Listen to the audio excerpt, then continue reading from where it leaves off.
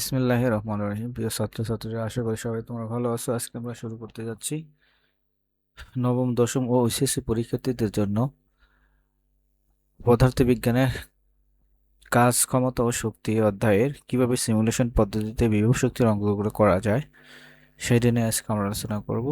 তো দেখো, আহ, চিত্র দেখা যাচ্ছে।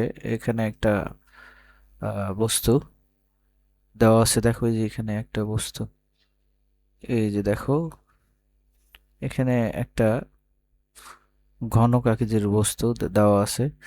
বস্তুটার এই যে ভর দেওয়া আছে 1 কেজি।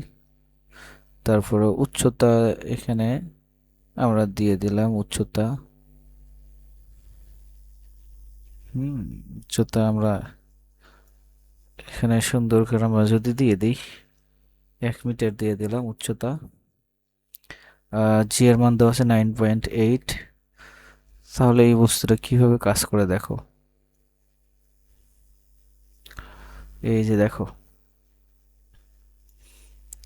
আমি যদি বস্তুর ভরটা বাড়ায় দিই, দেখো, তাহলে বস্তুটার পরিমাণ বাড়তেছে। এই যে দেখো, বড় হচ্ছে আর কি। আর যদি আমাদের উচ্চতা বাড়ায় দিই, তাহলে বস্তুটা নিচের থেকে উপর দিকে উঠছে। আসলে এটা বিভব শক্তির কারণেই হচ্ছে। দেখো, এই যে আমরা এখানে নিচে দিলাম, এই যে একদম জিরো। এই যে জিরো যখন হবে, উচ্চতা হবে যখন জিরো, তখন বস্তুটা হলো ভূমিতে অবস্থান করে। এখন আমি যদি উচ্চতা বাড়াই, আস্তে আস্তে ভূমি থেকে সেটা উপরের দিকে উঠতে থাকবে। যেমন এই যে দেখো, উচ্চতা তো 0 দশমিক এত হাইটে আছে। দেখো না, এই যে দেখো, এই যে উচ্চতা বাড়ায় দিলাম 1 মিটার। তারপরে এখানে এই যে 1.05 মিটার। এইরকম করে বাড়তেই থাকবে, ভূমি থেকে বস্তুটা উপরে উঠতে থাকবে। এটি আসলে বস্তুর বিভব শক্তি, অর্থাৎ ভূমি থেকে কতটুকু উচ্চতায় আছে তার পরিমাপটাই হলো বস্তুর বিভব শক্তি। তো আশা করি তোমরা বিভব শক্তি সম্পর্কে আইডিয়া তোমাদের হলো। এই যে দেখো, এই যে এইটা হলো আমাদের বিভব শক্তি। কিভাবে কাটতে আমরা চারপাশে ঘুরে দেখালাম। এই যে দেখো, এই যে আসলে এইভাবে বস্তুটা কাজ করতেছে। এইটা হচ্ছে আমাদের সেই বস্তু, লিফটের মতো কাজ করতেছে আর কি। এটা হলো বিভব শক্তি, অর্থাৎ ভূমি থেকে কতটুকু উচ্চতায় আছে সেটা হলো বিভব শক্তি। আমি এখানে নামায় দেবো বস্তুটা, এরকম করে যা নামাতে পারি। এই যে যখন উচ্চতা জিরো, তখন বস্তুটা ভূমিতে আছে। যখন উচ্চতা আস্তে আস্তে বাড়াবো, বস্তুটা ভূমি থেকে আস্তে আস্তে উপর দিকে উঠতে থাকবে। এক সময় একদম এই যে এখানে চলে আসলো। এটা হলো সর্বোচ্চ 1.65 উচ্চতা হলে একদম উপরেই সাথে স্ট্যান্ডের সাথে লেগে যাবে আর কি। এবং বস্তুটা যদি আমরা এই যে এরকম করে ভরটা বাড়ায় দিই, তাহলে আস্তে আস্তে বস্তুটা ছোট হয়ে যাবে। আর উচ্চতা কমায় দিলে সেটা আস্তে আস্তে নিচে নামবে। এই যে দেখো, এটাই আসলে বিভব শক্তি। আশা করি তোমরা বিভব শক্তি বিষয়টা বুঝতে পারছো। তো চলো এবার আমরা একটা অঙ্ক সিমুলেশনের মাধ্যমে আমরা প্র্যাকটিস করি। এই যে একটা উপরের দিকে নিক্ষিপ্ত বস্তুর বিভব শক্তি কত সেটা আমরা বের করতে চাই। দেখো, এই যে এখানে একটা বস্তু আছে, দেওয়া আছে। তাহলে এখানে আমরা এই যে এখানে ভর দেওয়া আছে 2 কেজি, আদিবেগ দেওয়া আছে 40 মিটার/সেকেন্ড এবং সময় দেওয়া আছে 2 সেকেন্ড। তাহলে বস্তুটাকে যদি আমরা প্লে করি, উপর দিকে নিক্ষেপ করি, তাহলে কতটুকু উচ্চতায় যাবে দেখো। এই যে দেখো, আহ, তাহলে দেখো, এই যে 2 সেকেন্ডে বস্তুটা কতটুকু উচ্চতায় পৌঁছালো।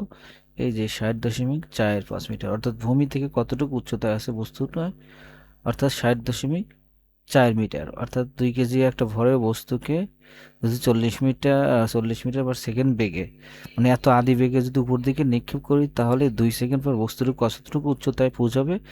60.4 মিটার। আবার একটু প্লে করে দেখায়, দেখো যে নিচে থেকে আস্তে আস্তে কতটুকু, এই যে 2 সেকেন্ড বস্তুটা উপরে উঠবে। ওঠার পরে এই যে এখানে যে পৌঁছালো বস্তুটা, তখন এই বস্তুটা কতটুকু ভূমির থেকে, এই মাটি থেকে কতটুকু উচ্চতায় উঠলো? 60.04 মিটার। আগে আমরা অঙ্কটা মুখস্থ করেছি, কিন্তু আসলে বাস্তবে কিভাবে সিমুলেশন পদ্ধতিতে কাজ করে সেটাই আমরা দেখলাম আর কি। তো দেখো, এটাই হলো আমাদের সিমুলেশনের পদ্ধতির মজা। এবার আমরা যদি একটু চেঞ্জ করি, দেখো সূত্র ফরম্যাটটা চেঞ্জ করি। এবার যদি সর্বোচ্চ আমরা যদি উচ্চতাকে ক্ষেত্রে দেখো এবার দেওয়া আছে ভর দেওয়া আছে, আদি বেগ দেওয়া আছে 49 মিটার পার সেকেন্ড। এক্ষেত্রে আমাদের বৃহস্পতি কত কাজ করে একটু দেখো। এই যে দেখো এবার এই কত বের হলো, 122.5 মিটার সর্বোচ্চ উচ্চতায়। আচ্ছা, তাহলে ওটা 2 সেকেন্ড জার্নি করছিল, তাহলে 2 সেকেন্ড জার্নি করার পর একটা মান পাইলাম। কিন্তু আমরা যদি সর্বোচ্চ উচ্চতায় পৌঁছাতে চাই তাহলে সেটা কতটি, যদি 2 কেজি ভরে একটা বস্তুকে উপরের দিকে 49 মিটার পার সেকেন্ড বেগে উপরের দিকে নিক্ষেপ করি এবং সেটা 5 সেকেন্ড পর দেখা গেল যে আবার আমি নতুনভাবে এটাকে প্লে করে দেখাই। দেখো এই যে দেখো, হ্যাঁ এবারে 5 সেকেন্ড জার্নি করার পর সে কোথায় পৌঁছালো, সর্বোচ্চ কতটুকু উচ্চতায় পৌঁছালো, 122.5 মিটার উচ্চতায়। কত সহজ, আচ্ছা তাই না? এবং সিমুলেশন পদ্ধতিতে আগে তোমরা মুখস্থ করছো, কিন্তু এটা সিমুলেশনে বাস্তবে তুমি দেখলা একটা বস্তুকে যদি আমি উপর দিকে মারি তাহলে সেই বস্তুটা আস্তে আস্তে উঠতে উঠতে কত সর্বোচ্চ কত উচ্চতায় উঠলো, 122.5 মিটার উচ্চতায়। এখন যদি আমরা আরও একটু চেঞ্জ করে দিয়ে যদি অর্ধেক উচ্চতায় পৌঁছতে চাই তাহলে দেখো কত হয়। আমাদের ভর কিন্তু ওইটাই রাখলাম এবং এগুলি কিন্তু আমি চেঞ্জ করে দিয়েও করতে পারি। তাহলে সেক্ষেত্রে আমরা যদি প্লে করে দেখো অর্ধেক উচ্চতায় তাহলে কতটুকু ওঠে, এই যে দেখো 61.25 মিটার উচ্চতায় উঠলো। তাহলে এই সমান ইউজ করবে টুজি, আমরা এই সমান পেলাম কত, এই যে এই ইউ এর মান কত দেওয়া আছে, এই যে 49 মিটার পার সেকেন্ড। এটা করার পর আমাদের কত পাইলাম, এই যে 9.8 হলো জি এর মান, ইউ এর মান কত 49 মিটার পার সেকেন্ড। এখানে বসানোর পর এই যে 49-এর উপর স্কোয়ার, এই যে 4 × 9.8, তাহলে আমরা কত বললাম 61.25। এটাই আসলে বাস্তবিকভাবে কাজ করে। আবার আমার দেখলাম, দেখো হ্যাঁ এই যে দেখো 1.5 সেকেন্ড পর সে কতটুকু উচ্চতায় পড়লো, অর্ধেক উচ্চতায় কতটুকু উচ্চতায় শুধু যাবে 61.25 মিটার। এইভাবে আসলে আমাদের সিমুলেশন পদ্ধতিতে কাজ করে অঙ্কগুলো। আশা করি তোমরা বিষয়গুলো খুব সহজভাবে বুঝতে পারছো এবং এই ধরনের ভিডিও পেতে অবশ্যই আমার চ্যানেলের সাথে থাকবে এবং লাইক কমেন্ট এবং সাবস্ক্রাইব করে আমার পাশে থাকবে। এবং যদি তোমরা আমার এই কোর্সের সাথে যুক্ত হয় সিমুলেশন পদ্ধতিতে কীভাবে অঙ্কটা সহজভাবে করা যায়, তাহলে অঙ্কর বেস এবং ভিত্তি তোমাদের তৈরি হবে, অঙ্ক নিয়ে আর মুখস্থ করতে হবে না। আশা করি তোমরা খুব সহজভাবে এবং সিমুলেশন পদ্ধতিতে কত সহজভাবে অঙ্ক করা যায় সেই বিষয়টাই তোমরা জানতে পারবে আমাদের এই কোর্সের সাথে। ধন্যবাদ, আজকে এই পর্যন্তই। পরবর্তী টিউটোরিয়ালে আমাদের সাথেই থাকবে।